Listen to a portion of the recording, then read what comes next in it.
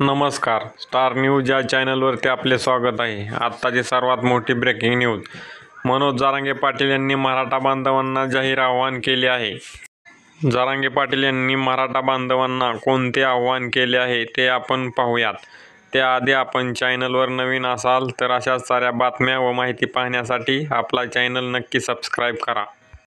सगळे मराठी आता सावध राहा.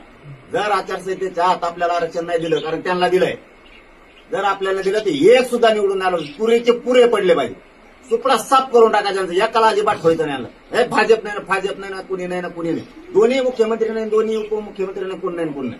आपले शेजार जागा फटका झाला. मी आता हे ऐकलंय, त्यांचा अध्यादेश काढलाय, त्यांचा मार्ग मोकळा केला. मराठ्यांचा जर आता आरक्षणाचा मार्ग मोकळा केला, पुरे संपल्या पाहिजे. ह्याकडेच त्याकडे एक बी जातवान तुम्ही मराठी असाल ना तर एक बी राहिला नाही पाहिजे. आता हो नसता आचारसंहितेत आमचं आरक्षण द्यायचं. अरे आमच्या उघड्या डोळ्यानं अपमान बघायचा का आम्ही? एकाला देताय, एकाला देत नाही. कोणतं सरकार चालवतं? तुम्ही मूर्खपणा लावलाय.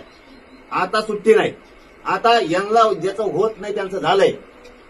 आमचं 200 वर्षापूर्वीचं, आता आम्हाला सुद्धा आमचा अध्यादेश मराठा आणि कुणबीचा पाहिजे. तुम्ही नाही दिला की तुम्ही खलास. तुम्हाला सुट्टी देत नाही. आता आमची पॉईंट बी बदलली. एकाला एक न्याय, एका जातीला दुसऱ्या जातीला तिसरा न्याय. हे राज्य चालवायला नाही गलत काय देवेंद्र फडणवीस?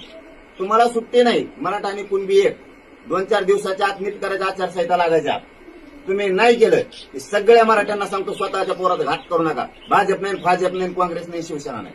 हे आता बघा तुम्ही डोळ्यासमोर तुमच्या. दिलं एकाला, होत नसून, आपलं होत असून आपल्याला दिलं जात नाही. ही आपल्या जातीचा, आपल्या पोरांचा अपमान सहन करू नका. आता खास जातवान ओरिजिनल मराठी असाल तर हे सहन करायचं नाही.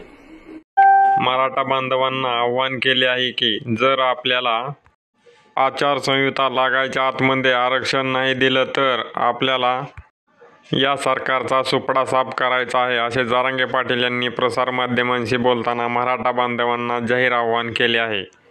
अशाच साऱ्या बातम्या व माहिती पाहण्यासाठी आपला चॅनल नक्की सबस्क्राईब करा. धन्यवाद.